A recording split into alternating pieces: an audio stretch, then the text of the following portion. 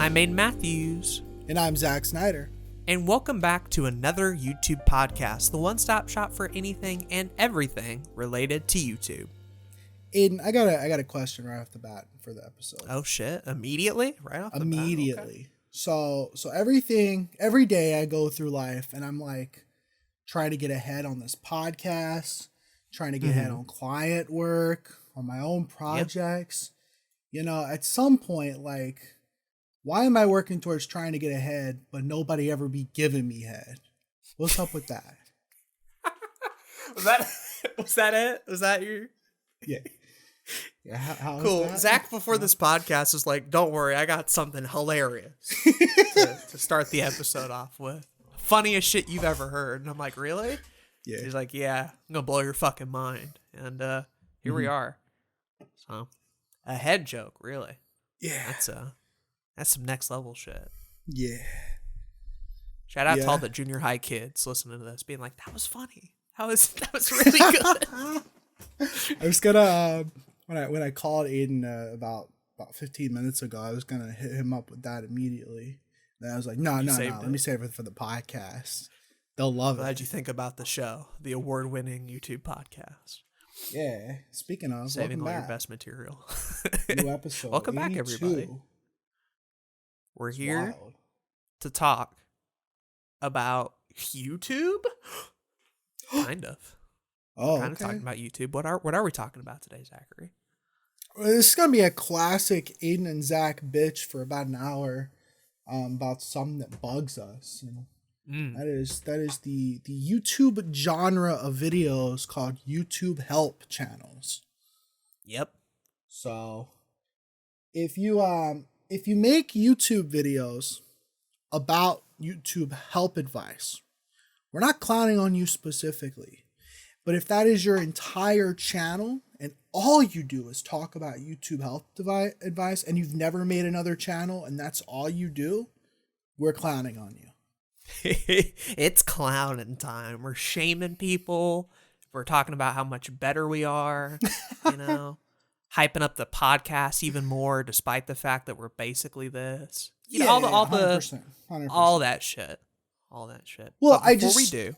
Yeah, okay, go ahead. Before we do, before we get into the tea, spill the drama, let me tell you about some YouTube help that has no strings attached, no bullshit, just pure, factual, epic advice that me and Zach stand by. What you got? And that is our sponsor, Awesome Creator Academy, with the YouTube Starter Kit. If you're getting started on YouTube and have a little bit of money to throw around, why not check out the YouTube Starter Kit for $99? You get over $1,500 of value and dozens of downloads, from templates for advanced YouTube thumbnails, channel artwork, end cards, lower thirds, royalty-free background music, fonts, and more. Ooh. Oh, Pay one price and have unlimited access to future downloads as they come out. Check out the link in the description or the show notes, and in doing so, you'll be supporting another YouTube podcast. Yeah, that's epic. And, you know, if you have the $100, go hit that up. Check it out. It'll help you. Go sicko mode on it. But also, if you don't, you can also support the podcast through Anchor, which is pretty cool. So anchor.fm/another-youtube-podcast. Support us at $1, $5, or $10 a month, and we'll read your name on the podcast. Notice how we never read any names on the podcast. That's because y'all ain't supporting us. What's up with that? You can lead a horse to water, Zachary, but you can't make it drink. You know, we've been pulling that horse for 4 years now. And that motherfucker ain't even had a little bit of water. He's starving. He's thirsty at this point. We are beating that dead horse. Hell yeah. Yeah, we want to do the podcast more. We want to do it, you know, consistently. So thanks to the sponsors for helping us out. Appreciate you guys. Very epic. Anyway, I cut you off with the epic sponsor read. What were you gonna say? Bro, I don't remember. Oh, well. But that adds up. Important. Yeah. That's very within your character. Yeah, is it? It's my early onset. We say that a lot about Parker, but I feel like the Zach version of that is just being like, "Yo, I got something important," and I'm like, "Yeah, what is it?" Well, that's a good point. What was what was it? Now here we are. I don't forget that often, do I? I feel like I've made the joke on the podcast several times before, right? Oh, I forgot that, so that's cool. Yeah, that works. Awesome. Anyways, yeah. So YouTube help channels. It's a genre on the YouTube platform. Again, I want to make it clear. I'm not talking about entrepreneurs who happen to talk about YouTube advice. I'm not talking about creators who happen to talk about YouTube advice. I'm talking about if I go to your YouTube channel and it is all YouTube help and that's it, we got beef. And I guess that's where we should start. Why do you have beef, Zachary? What is this grudge that you hold, Mr. I don't hold any grudges, toward YouTube channels specifically tailoring advice? I think I already know why, but tell the audience. Tell the audience you're the main thing is you often see some creators who have tried to make some form of content on the platform and have failed at it. And so instead of getting back up and trying again or doing something different, they will just make a new YouTube channel and be like, here is the top 10 reasons or the top 10 ways to make your content better on YouTube. And then just see a little bit of growth with that video. See like, oh, wait a minute, people like this. People want more help. People want more advice. And then that becomes their channel. And even if the videos end up being produced well, it kind of is a little scummy to kind of prey off of people who are looking for that advice, and at the end of the day, you are literally just creating a content machine to get those people to watch all of your videos without ever saying anything new or exciting or different. At the very least, it's disingenuous. You know? Right. You're showing a facade of yourself, basically, acting like you're someone you're not for the internet. The fake it till you make it kind of strat, where you really don't have any business. But if you kind of will it into existence by saying the same things, eventually you'll get some sort of success from that. It's kind of the equivalent of a public speaking guru. So a guy who goes to speeches talking about how to get better at public speaking. Right. It's like, what really is that job, right?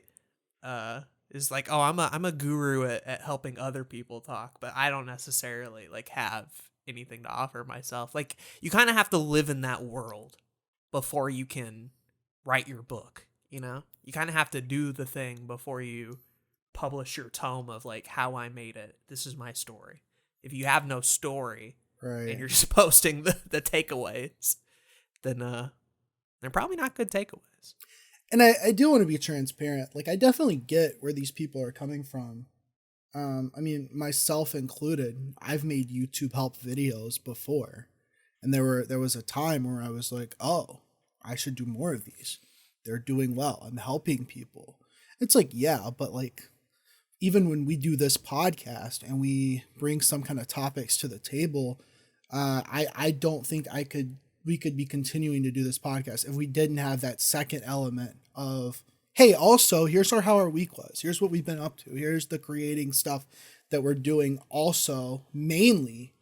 And then we come to this podcast to kind of talk about the behind the scenes of it and the problems and the solutions and all that kind of stuff. I'd like to think that's the practical side of the podcast is right. We will tell you our theories, what we think works, what we know works. But then, as often happened on this podcast, we'll come into your week on YouTube and be like, hey, so that thing we talked about was wrong. Or, oh shit, I just learned this new thing. And this is also like totally changes my understanding. We've mentioned like several hard constants of things that's good advice no matter what year.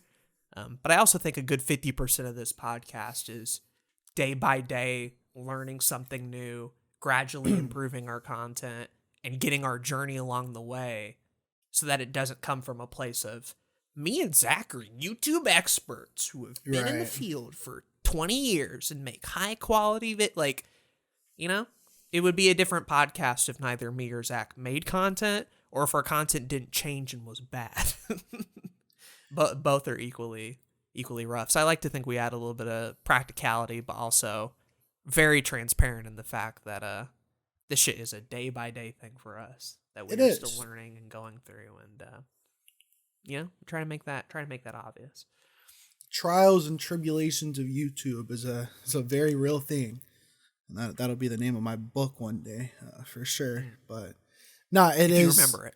If I remember it. Alzheimer's, man. Gotta keep that on check.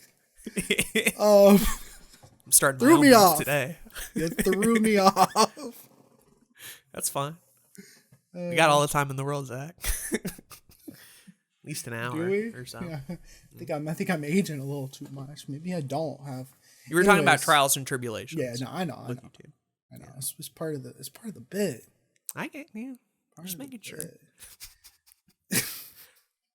Anyways, YouTube help channels, right? I guess like to give the audience like where this topic even came by, Aden and I were going through a bunch of YouTube channels. I think it was yesterday, wasn't it? Yesterday, I believe. Yeah. Yeah. I was like half awake when we were doing this, but we were just watching like random YouTube channels. We came across this dude that does like interior design videos. And we just kind of jokingly watched one of his videos. And at the end of that one, Aden came across his, like, I got 100,000 subs in 6 months. Here's my advice type video. And it was a solid video. I had no problems with it. But halfway through the video, he was mentioning how he had watched a bunch of other channels that kind of gave him advice to help him get where he was. And it's like he flashed a bunch of thumbnails across, and like 90% of them were these YouTube help channels. And it got us talking about it. And so we thought that'd be a cool thing to bring into the podcast. And I guess we should dig a little bit deeper into that, because we've kind of touched on the fact that there's a lot of people who just do this as a career without like really having done anything before. And the result of that is the actual advice given by a lot of YouTube help gurus and help channels can feel kind of similar, can feel kind of samey, and in some cases are just flat out wrong. This is true. And and that was one of the things that we noticed when we were watching a lot of these. Most peculiarly, I think, is how so many of these channels start with advice that basically just tells you to make how-to content. You know? Yeah. It's not outwardly. It's a very subtle thing. But the more and more you watch them, the more and more you get the vibe of like, oh, that's a very one side of YouTube. You know, it doesn't cover a whole lot of ground there. It comes from a place of it comes from like the business and marketing side of YouTube, right? You know, when YouTube was first created, it was for people to find very specific things that they were looking for, whether it was a clip off of like Saturday Night Live, a clip from a movie, or a how-to thing of like how to tie a tie, how to, you know, set up a loan at a bank, you know, these different things. And so as the platform got more mature and as like actual businesses and entrepreneurs found that they could use the website to promote their own stuff, they realized that like the stuff that really works for them was how-to content, you know, because when you and I are on YouTube as a viewer looking for entertainment, we are not particularly searching for anything. We're usually just browsing. We come across something, and then that leads us into another video, which leads us into another video. And inevitably, if you are a creator that is hoping to entertain an audience, the best ways to grow on YouTube is through the browse features. It's through finding stuff randomly and getting recommended to you. The problem though is that if you're just new, if you're just getting started, or if you're trying to grow because your channel's smaller, one of the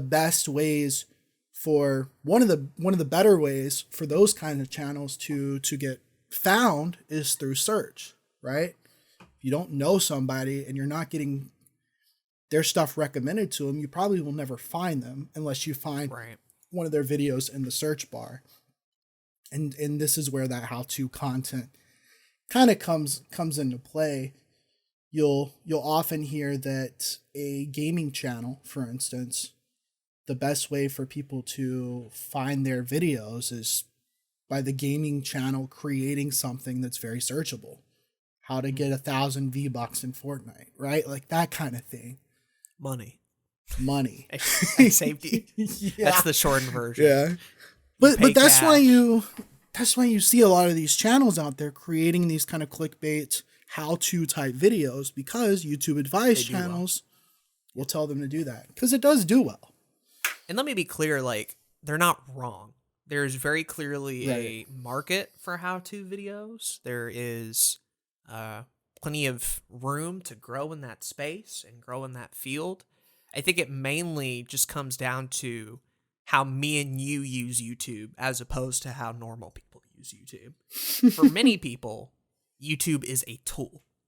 It is there's, in the example I used yesterday, and I'm going to use it again, there's an alligator in my toilet.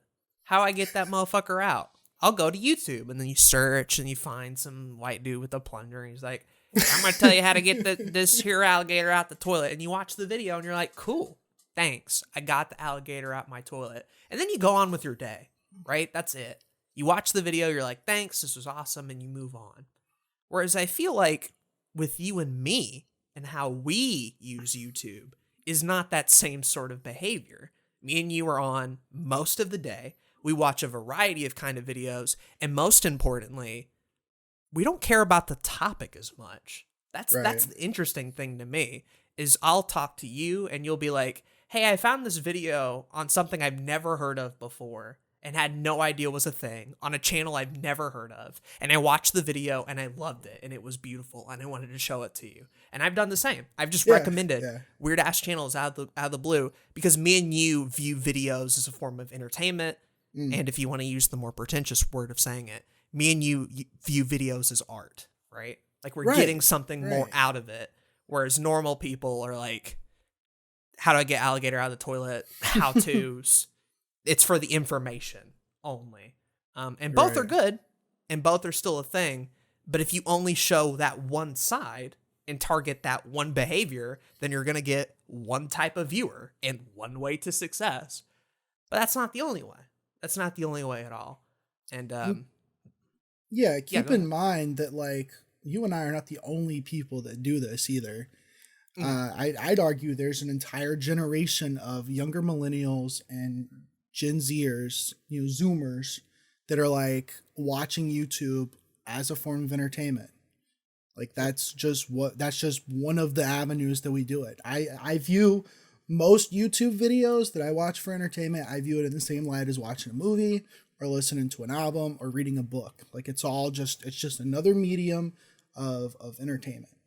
And both of us we still search for things. I'm still looking for tutorial on this thing that I need help in Adobe Premiere sometimes, or I've got a new camera coming, so I looked up like different guides to that camera. So it's that we're still doing both.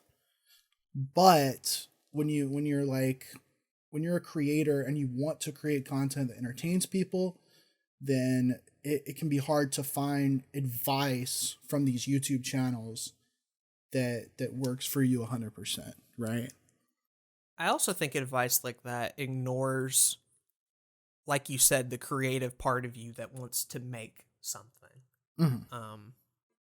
Where I feel like that advice sort of targets people to just simply make content for others and just do that. And that's fine. But in a way, the videos that we make and the art that we make starts from a place of a little bit of selfishness, right? It starts from like, I want to look at this topic. I want to do this thing. I'm interested in that. And that doesn't necessarily work in a mindset where you're encouraged to simply put out relatable topics, how-to advice, guides, right? It's very easy, digestible content. Like, it ignores a lot of that creative drive that you yourself might have and instead turns content more into all right, so on Monday, I'm going to post my how-to video. And then next Monday, I'm going to post my tutorial on how to watch paint dry. Like, it turns it into a machine. Like, that's not interesting. It does. That's a content machine, right? Yeah. Like, it ignores the creative part of you that is wanting to experiment, wanting to try new things, wanting to push the bar. Right? 100%. Wanting to do something different. And it just tells you to be like, all right, well, fall in line. Fall in line with everybody else. So it's like, technically it works. If you view YouTube as a business, as a supplement to whatever you're doing, like you run a business, YouTube's not your main social, and you just want to make videos to fuel another goal, absolutely, bro. Don't go all in on YouTube if that's not what you want to do. Make the content that works for you and your goals. But that's different for me and Zach because we are based here first. And so our standards are a little bit higher for the type of shit that we not only watch, but make as a result.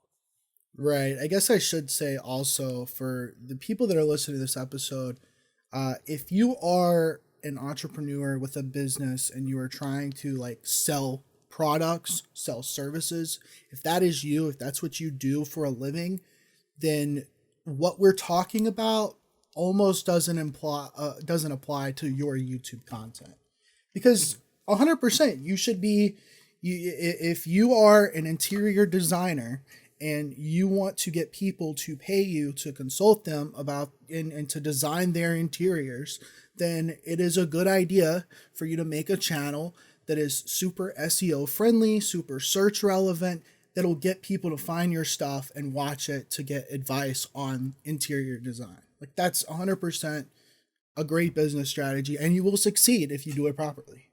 So those like, YouTube help. Right? Right, right. Who are you? What's your use case? What are you trying to get out of YouTube? That self-awareness comes pretty key. And thankfully a lot of the YouTube advice channels kind of preach on that for good reason, because everybody has different goals with that sort of stuff. The YouTube advice channels would be very helpful for business owners, and I would recommend some of them for those purposes specifically. The other person that makes videos on YouTube though is the creator, right? Which is you and I. We like to create things. YouTube just so happens to be a medium that allows us to do a lot of different creative things at once: writing, filming, editing, performing, and bring it all together. And our purpose of making videos is to make them, right? Like, it's that simple. I want to talk about things. I want to make fun of myself in different ways. I want to entertain people. And that is often, that's why we're making the episode, because a lot of the times some of the YouTube advice doesn't help for us. Not even a little bit. But hey, that's just one thing, right? Right. Just one issue. YouTube advice channels are full of little nuggets that are just put in there to recommend all sorts of things that are very weird and off-putting. But I think if I want to talk about the funniest side of YouTube advice channels, it would be in every one of them at a certain point in the video, maybe about halfway, perhaps a little early on. We'll talk about YouTube advice, but they'll also be like, hey, you know what really helps with all this YouTube advice? Let me tell you about my good old pals over at vidIQ. Let me tell you about a little plugin called TubeBuddy. Every fucking video on the dot, same time, same channel, nonstop, every waking second. Is that a bad thing per se? No, like, it's a good tool. I use TubeBuddy. Yeah. But you don't hear me talking about it every 2 seconds. Would I even attribute TubeBuddy to any bit of my success? Like, no. But it's a helpful tool to have. It's a fun tool to have. The way that it's described by YouTube help channels is this magic bullet, as this like one way to get success, as like a gateway into tags and SEOs. Like, people overhype the shit out of these services for what is essentially, oh, hey, here's some suggested keywords, and you can private a bunch of videos at once. That's crazy. You want anything more? If you pay $10 a month, and it's like, well, Yeah. then it's not really helpful at that point. You know what I mean? Well, and that's the reason why they're promoting it, because they have an affiliate link, like we do with Awesome Creator Academy and the YouTube Starter Kit. We have affiliate links. We're trying to get people to go check it out, which is why we do the little sponsor spiel at the beginning of every episode. They're doing it with TubeBuddy, and it makes sense for them to do it. Like, they're a YouTube help channel. Like, this is YouTube related. But I do agree with you. It is very funny because you always know it's coming. And it's also like, TubeBuddy's great. You know, vidIQ is great. Sure. It does help me in certain regards, but unless you get the paid versions, it's not as helpful. And I don't personally think, as of now, 2021 June, Zach does not personally think they're worth paying for. If we get a sponsor later on, Zach might change his mind. Then we'll talk about just being transparent here. But every episode. but like, as of now, I've gotten a subscription to TubeBuddy for like a month or two to do very specific things, but ongoing, it's not needed. I don't think it's helpful. It's cool. It's fun, especially if you're just getting started out.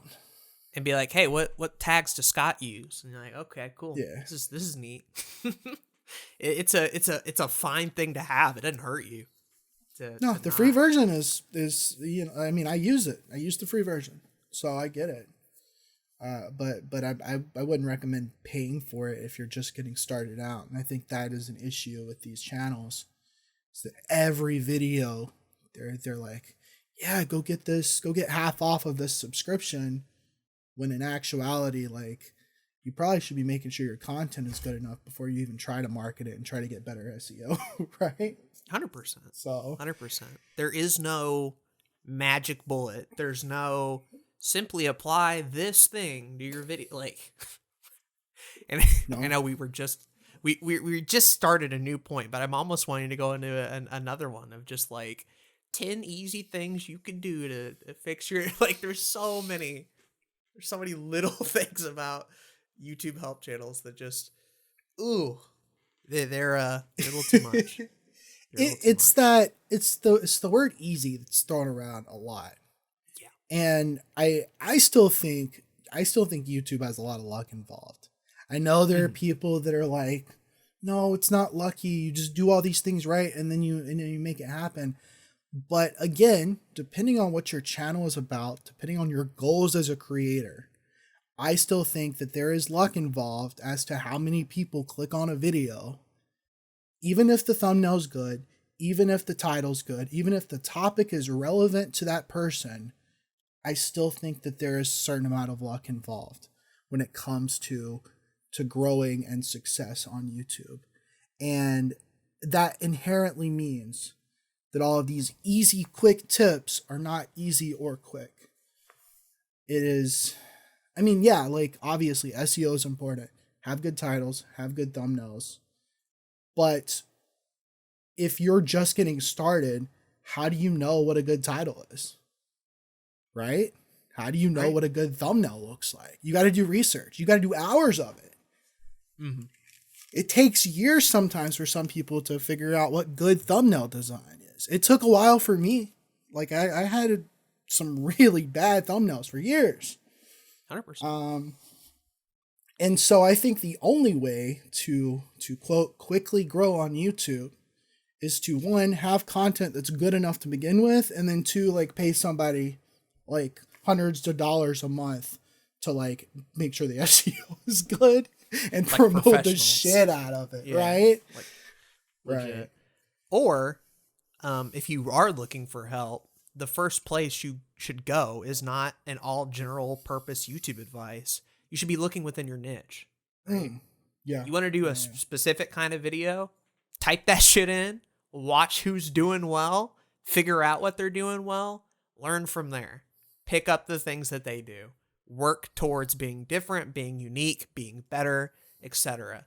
All-purpose general YouTube advice is great and all, but very little of it actually applies to gamers. Very little of it actually applies to, like, Let's Play people or walkthrough channels or filmmakers. There's so much that all this stuff just cuts out. And it's like, you really want to learn? Grab the camera, go, film, do the thing. And if you want to research stuff, if you're the type of guy who has to go in with a battle plan and you have to know what you're doing, it shouldn't be from a general all-purpose YouTube advice. It should be the shit that's doing well in your niche now, and watching that and growing from that and learning from that, you know? Exactly, because, you know, I've watched so many YouTube help videos. I know you have too. I know you because we talked about it. I'm no better. And it's a thing where they helped me to a certain degree back in 2013, back in 2016, 2017 even. I was still watching these videos because there was a lot that I had to learn. And that bare minimum that they talk about is helpful to a certain extent. But after that point, like, every time I'm your general ed in college. That's what you've done. Exactly. Because every single time I get recommended another one of these videos, and they get me psychologically because the title and the thumbnail are good enough for me to click on it. I watch it and I'm like, wow, I gained nothing from this video. Yep. I get more out of watching Scott the Woz weekly because I know that he's doing something right and I can reverse engineer some of that for my own content. It's just and not just how to make good thumbnails version 30 2021 edition. I wonder what's different from the 2020 edition. Ooh, like what new epic things do you got to share with us? Very little new things, you know, very little easy things. Right. But it's almost like junk food too. It is. Yeah. It is. You watch a lot of these and, when you've learned all the information and it's not challenging anymore, there is a certain part of my brain that just kind of views it as comfort food, where I can like sit up in my chair and be like, yeah, I know all this. I feel my brain isn't challenged right now. I can just coast and relax through it. And you know what? If that's how you watch YouTube help advice stuff, then sure. There's a lot of people that probably just like already know all this shit and just like the person doing it, and that's fine. Exactly. I'm not gonna clown on any of that. But for the people that actually need it and the people that like want to get the value and go, I would not stay sub to any of them for longer than a year. At that point in time, if you have not made anything and you have watched this person for a year, it's take the info and go. Take the info and go. My favorite is when I need help with like an audio thing, right? And so I search like how to do this one thing in Audacity, and I find a quick video and I like watch a minute of it and I'm like, okay, cool. But I just so happen to like look at a couple of comments. I see those comments that are like, I probably will never need this, but I like watching everything you put out. So thanks for the value. I'm like, oh, that person just wasted time. Man. Yep. Because you're not going to learn it right then and there and retain it for if you actually do need that information. If it's not relevant to you now, why watch it? Yeah, that's the fucked up part. That's the real fucked up part is I'll watch shit about like, oh, I'll need to know this at a certain point. Like I need to, right? This is information that's going to be important. And I'll watch the whole 30-minute video and I'll be like, cool. And I'll go back to watching dumb shit, right? Like, and cool, yeah. Scott the Woz posted. I know we keep mentioning this man. But he's the GOAT, so I'm going to continue to. Then I'll go back to watching. And he's non-controversial. Everything is perfect. Love the video. And then a month down the road, I'll be like, oh shit, that thing I looked up. I should do that. And then I'm like, oh wait, how do I do that? And then I go back and watch the video again. Like the first viewing did nothing. It went in one ear and out the other. And now I'm here again going through it. And this time I'm pissed because I've actually watched it. So now I'm at 2 speed. I'm pressing the little arrow key to go forward 5 seconds, just trying to get to the one part that I forgot about. Oh, it's the worst. I hate that. Anyway, I'd finished my point, basically. I was just pissed that I had to rewatch the video again. I get it. It's frustrating because me and you've talked about this before. We get into a habit of trying to find value in everything. I know I'm really bad about it because I've mentioned it before, even on the podcast, that like by me watching 30 films a week, I'm getting shit out of that because I'm looking at all the filmmaking techniques and I'm watching how the actors are doing their acting and I'm paying attention to the dialogue to work on my scripts. Like, no, you're not. No, you're not. Maybe some of that is helpful, but like if you're not actively creating anything, like you're not really going to be you're not really going to be kind of retaining everything that you take out of watching 10 YouTube help videos a week, right? Right. That's kind of the to point. Actually go do the thing and make the thing.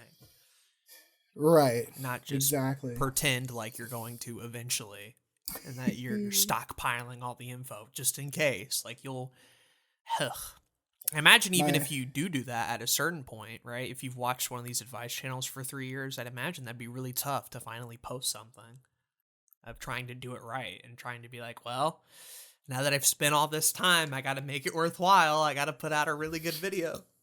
And then you'll put out some garbage because you're new and never done it before. And then you'll be like, well, why did I spend those 3 years watching all that YouTube advice? And it's because you don't get an advantage that way, right? I feel like a lot of people are like, oh, well, if I watch all this YouTube advice, if I listen to every episode of another YouTube podcast, some of which are 4 hours long, then I'll have a better foot forward to actually make stuff. Nope. You are on the same level as everybody just starting out who has no idea what they're doing, no clue what they're doing. Until you actually make the thing, you are on ground zero, level zero, floor zero, the bottom. When you make something, then you have an opportunity to go up. And at that point, that advice can be a little bit more helpful to speed up that process. But until you've actually started, in my opinion, no matter how much advice you've watched, no matter how much you think you know, you were on the ground floor with everybody else. 100%. I mean, there's been times in my YouTube career where I've been like, I'm doing everything right. What's wrong? Why aren't my videos getting more views? Why aren't I getting more subscribers? What's going on? And the reality of it is like, sure, I did my best at some SEO, did my best at making my channel relevant and, you know, trying to put my foot forward in all the directions that these advice channels give you. But at the end of the day, I needed to make a lot more videos. I needed to do a lot of trial and error on how I was even making my content to begin with before I've ever felt confident about like the direction of the channel. And even now, I still got more to learn, you know? 100%. I think the number one thing like I've learned throughout watching a lot of these channels and then making my own shit, more than anything, if you get the impression at all that YouTube is easy, that is not the case. That's the thing that surprises me more than anything is like a lot of these videos will put it out in black and white terms. Do this, don't do that. Do this, not that. Make this many videos, then you'll get to there, right? Mm-hmm. But the more and more I've actually created and made things and been doing this podcast, YouTube is in such a state of gray all the fucking time. There is no black and white. If there is a black and white, it is good camera quality, good audio quality. That's probably it, right? Like the technicals. I'd agree. Everything else from how you talk, what you talk about, your cadence, your pacing, what time you came onto it, your age, your equipment that you have beforehand, all of that, so many factors, your life experience. So it's a huge toss-up. It's a huge, huge toss-up, and it changes literally every year with YouTube. Every year something new is happening, or something gets changed, or the algorithm does something different, or a different type of video is getting pushed. It's never that black and white easy. It's always a grueling, never-ending, at times slog of a game that I am still trying to win, even though it's a Tetris situation, and there will be more levels. I'm still playing, thinking I'm going to reach the end one day. There is no end. There is no end. There is no you've done it. You beat the game. and that's the catch, right? I think at the end of the day, when it comes to this advice and it comes to YouTube as a whole, YouTube is an industry not unlike the music industry and the film industry. Mm-hmm. These are other industries that are discriminatory against who gets through and who doesn't. These are other industries that have their own plot line or plot holes, and that's not the word I'm looking for. They have roadblocks, right? Everybody has to go through their own journey of making it. You can look at actors and actresses. You can look at comedians, filmmakers, script writers, musicians. Like, if you are on YouTube and you're trying to make it, I'm trying to get into like some actual advice now that would help for some of these people. And I think the big thing is, if you're on YouTube trying to be an entertainer, if you're trying to make videos for people to watch in their spare time, then you have to be willing to fail for a long time. You have to be willing to get better at your craft and actively work on the craft all the time. And you have to just, some of it's being lucky, you know? It just is. There's that week to week thing. There's that, making sure on a consistent schedule, and again, having the right SEO and the right camera quality and the audio quality. But after you have all that, I still think there's a certain amount of luck that has to go in place for you to quote unquote make it. Some of that shit's dependent on how you wake up that day to record. Yeah. Dead ass. Like, you want to talk about, like, minute things that could potentially swing your video one way or the other. What mood are you in when you're about to hit the record button? You know? That could be it. That could be the difference between the best banger video and Aden had to half-ass something for 2 hours and cobble together something good in the edit. Like, that's just something you got to deal with. It's just something you got to wake up with and be like, all right, I want to do this.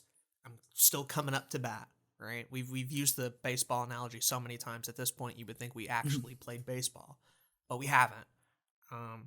But you're right. The more you're up at bat, right, the better. Yeah. You gotta day in, day out. It's like being an athlete. It's like being a musician. You have to live that lifestyle, because if you're not, then like the whole dream. You could still just make it.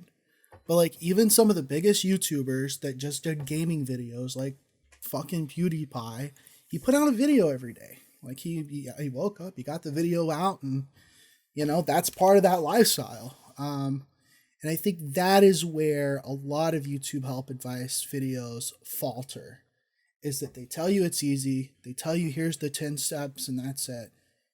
They don't mention that, like, it's a marathon. You have to continue to do this for a long time. It's a career in that way. If you really want to make it your career, you have to act like it is your career. Yep.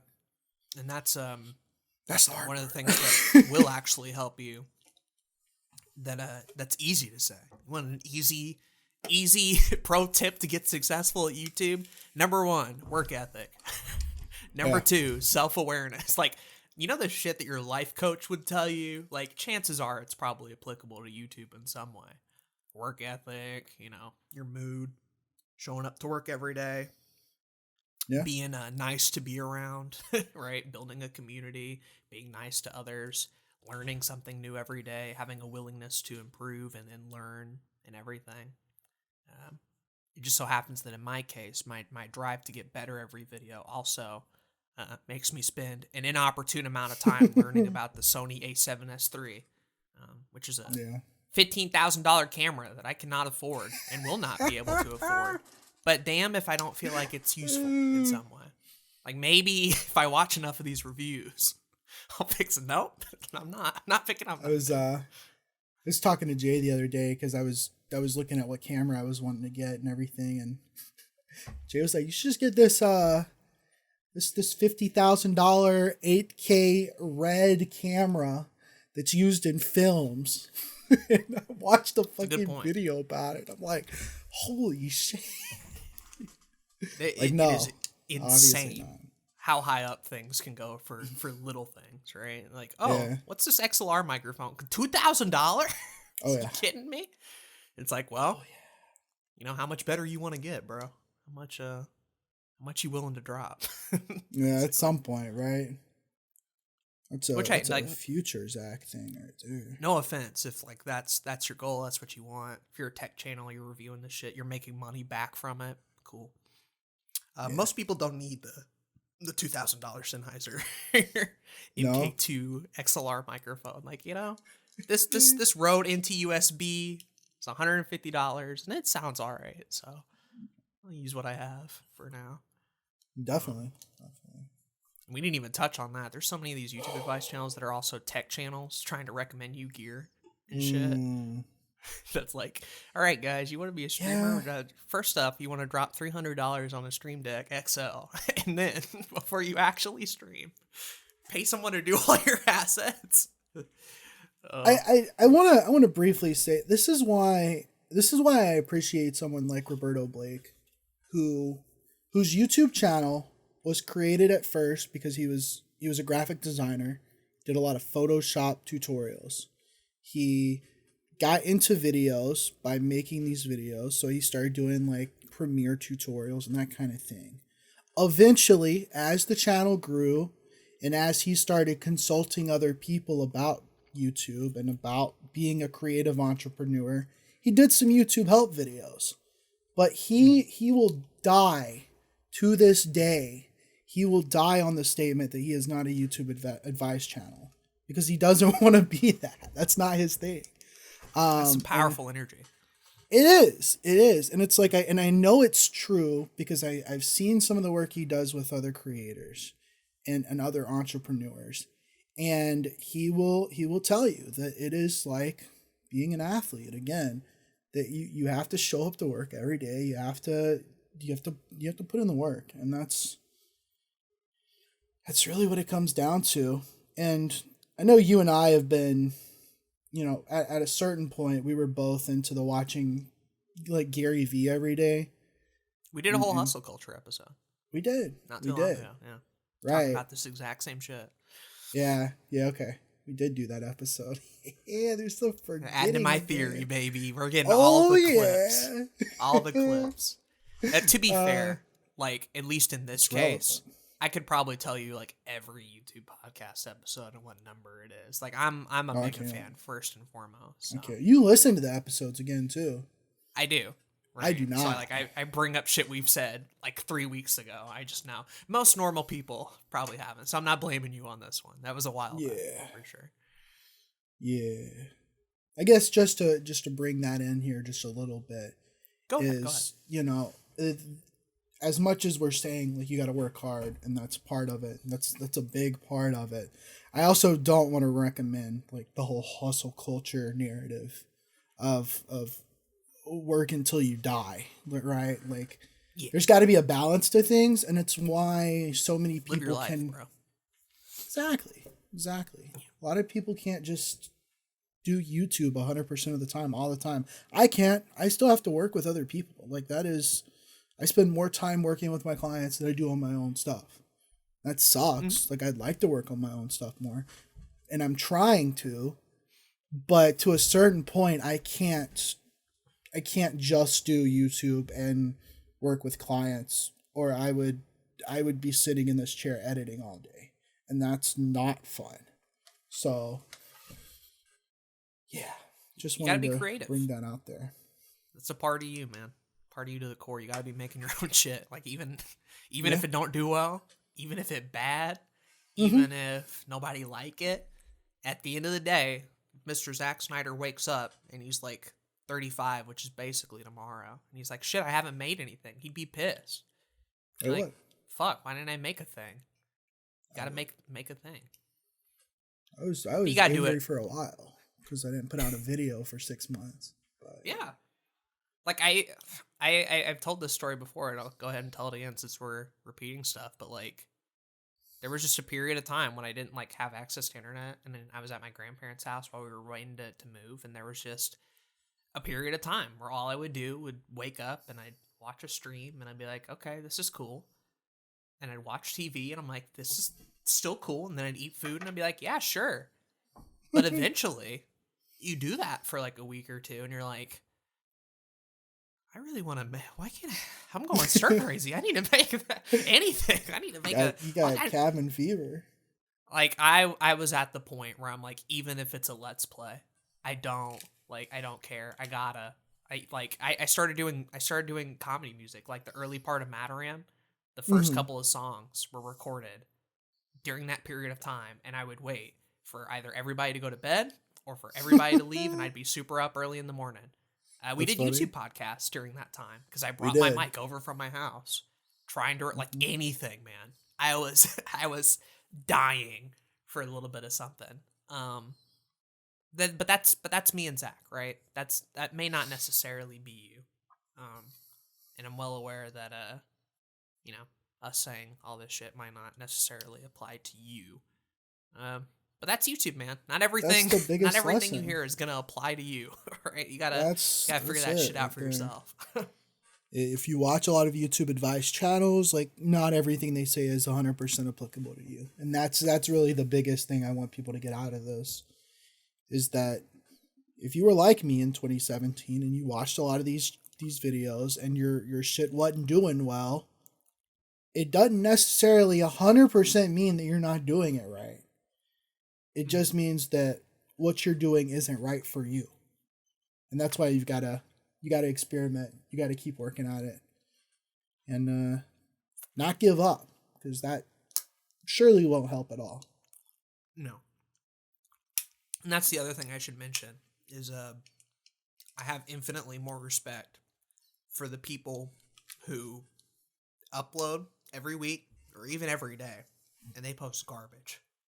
I have more respect for those people than I do for somebody with a lot of income, with a lot of money, just throwing whatever the fuck out on YouTube. And it probably has better production quality even, but they're not in it. They're not in it, Because you can tell. I have much more respect for the people that even if they're putting out garbage, they are trying. They are trying to add something new. They are trying to improve the bar. They're trying to be good at it, and they keep it up, they will be eventually. That's me, that's you, right? Like eventually you'll get to that point. Whereas the type of person that just kind of views YouTube as like a quick paycheck to get to wherever, and like just barely puts in the minimal amount of effort to put out a video talking about YouTube advice or something similar. Like, man, there's enough of that on the platform. There's enough basic ass YouTube advice. There's enough. Here's how to get 100K subs in 10 months. There's enough of that. Like, let's see something new. I'm just as much a viewer as I am a creator, and we've talked about this on the podcast before. But like, I am always itching for the next new whatever on YouTube to watch, and that could be you. But you're not gonna do that by doing the easy thing or the thing that everybody tells you to do or the baseline YouTube advice because you're more concerned with success than making good content. Yeah. Yep. Good art doesn't come from a place of, oh shit, well, how can I put this in my spreadsheet and put it out in 2 months? Like maybe, but the odds are very low. I mean, you're 100% right. Cause I was talking about in just the last episode, but the last couple episodes, I deleted a spreadsheet recently with my proposed schedule or list of ideas. And at the end of the day, a lot of those, quote, ideas were just, here's a movie I can make a video about because I watched the movie. Or here's a movie I want to watch so I can make a video on it. It's like, sure, it's a topic, but it's not really an idea. But like recently, over the last couple of weeks, I've been getting back into uploading again. I've been having like full flesh like, oh no, this would be really funny to put in a video. How can I relate this to a topic that I want to talk about? Or, oh, here's a topic that people are talking about. It would do well. What can I do to make it a little bit different or a little bit more interesting or, that kind of thing. And I think that's where you can really have fun with YouTube and is that, really make out ideas, not just here's a video I could make. On a excited purely macro level, right? I'm not as concerned with numbers. I'm not as concerned with growth. I'm not as concerned with projections. I'm not as concerned with your topic. Tie it back to what I said earlier. You got a good video, man. You got a good video. Yeah. There's a lot of like things that certain people do to boost up their quality or whatever, but every video I've watched that was good, like regardless of who made it or where it came from or what techniques they did, they all impacted me the same. Of like, this is a good ass video. That's that's ultimately like, you want to dumb down growth advice and YouTube advice to like one thing other than like work ethic, it would be like, the video good, bro? Yes, no. Yes, yeah. And if you can make the next one better, that's even better. That's right? Even better. It's even better. You know? It's even better. I think that's where you and I get tripped up on, is we're trying to make the next video better, and then we don't upload for a while. And so I'm trying my best to just make sure the video is good enough, without it being worse than stuff I put out a year ago, right? Yeah. But if you can, like, I really try to make each video another opportunity to get better at what you're doing, because I do think it's a craft. I think, there are definitely channels out there that talk about storytelling through YouTube videos and filmmaking and that kind of thing, and I don't mind people watching those as much, but it's a craft. You got to get better at it. Like, there's no other way to put it. 100%. Cool. 100%. Are we done? That's everything. Yeah, no, I think we've brought up anything. If there's any like little nitpicks of like things that we couldn't fit in, but like, why do all these YouTube advice channels do that? Like, if you have any minor things, feel free. But I feel like we've hit on the major points. I think I'm good. Yeah. Like, I don't want people to get hate because we're talking about this genre of YouTube. I do want to make that clear. That we're clearly in, because we got this podcast, right? Like, in a way, we are being hypocrites, and that is funny. But it's to defend us.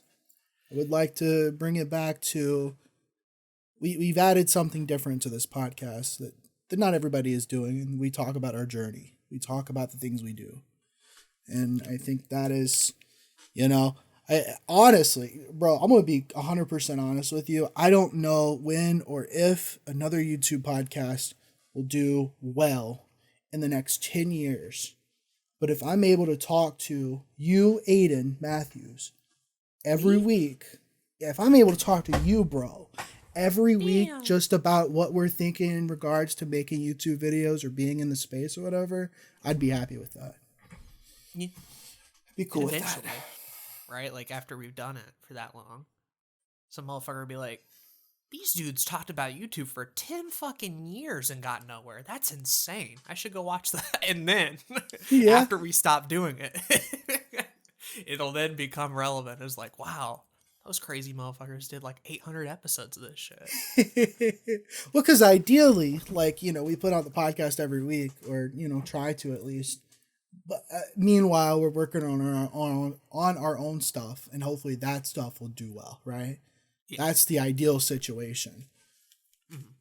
I want Your Everyday Nerd to be successful. I want Blue Couch Productions to be successful. This to podcast, that effect, this podcast would be very boring if it was the only thing me and Zach did. Yeah, 100%. Like, we have issues coming up with topics now. Could you imagine? Me and Zach come in here, never made a YouTube video before in our life, and we're like, all right, what do we talk about today, bro? What do you want to talk about? I don't know what we would talk about, honestly. I don't know. Just what other people say, I guess, I can think of funny things that I'd like to do one day if we had the time, but it's not something that people would put in a podcast that they're trying to get SEO friendly, right? I think it would be funny to go on the trending page and talk about what's on there once a week or something. I think that'd be hilarious. But it's not something that that's trying to make this podcast successful would do. That's fair. just a hypothetical for you all to end the episode out with. Like we said before, no ill will to any of these people. Get your bag, bro. I'm always going to be a proponent of get your bag. Yeah. We did it with hot tub streamers. I'll extend that olive branch to YouTube help channels, bro. Get your bag, my guy. I agree. But also, this episode was not for those people. This episode was for the type of people that listen to a lot of YouTube advice, hoping it'll get them somewhere. When in actuality, listen to all that stuff all you want. You are responsible for your own success. Go do your thing. And hopefully this was the video of like, thanks. I'm going to actually go do my thing. And if that comes at the cost of you not listening to us, totally cool with that, man. If that brings like another creative voice into the field and they like find their passion doing what they love, if it meant that they finally had to stop listening to Zach talk about your everyday nerd, then cool, bro. Go for it, bro. Epic. Got no issue with that. I agree. But that's what we're about, man. We're about telling our own journey, talking about YouTube, talking about the current space, and hopefully providing a little bit of value out there. So, with that all being said, question of the day. What bothers you about YouTube advice channels? What like irks you personally? Leave a comment. Yeah. We'll respond to it. Love to hear it. To get a comment that's like, I hate when they all have fedoras and wear facial hair. I don't like that. I'm like, okay. Oh, sure. I don't think that's YouTube advice specific, but sure, I'll read that. Okay. Whatever comment, whatever issue you have, I'm down. We should get a fedora. We should get matching fedoras. I have a fedora in Stardew Valley that I wear. It's very but like real fedoras and how much put them are in they? A video. Oh, let me look it up right quick. How much are they? Go to Amazon.com. Fedora, about $15. Okay. Oh, that's a women's fedora. Yeah, no one will know. You know, you're right. Oh no, I'm gonna be the fedora expert. Be like, that's actually this one's cheaper. This one's $14, and it is unisex, so we could. Let's go. Oh, but the better one is $15. So, yeah. Damn. Cool. Maybe if people would support the podcast on Anchor, we'd be able to. We can get these matching fedoras. We'd be able to afford it. Let me click on this link. Hold on. Yeah, check it out. I kind of like this. Will not be in the description. We're not putting this in the description. No, you go imagine what the fedora looks like. Yeah. I wonder if this would even fit my head though. I got kind of a big head. This is true. That wasn't. Yeah, these look fresh. Yeah. I think we should get matching fedoras, bro. I like the reviews with images. The actual human beings wearing these. Yo, they're looking fresh. Hell yeah. They're kind of stunned. Nice. Cool. All right, well, I've been Aden. I've been Zach. And thank you for listening to another YouTube podcast. Bye. Bye-bye. Still mad you didn't like my head joke that much, but it was fine. Well, try harder.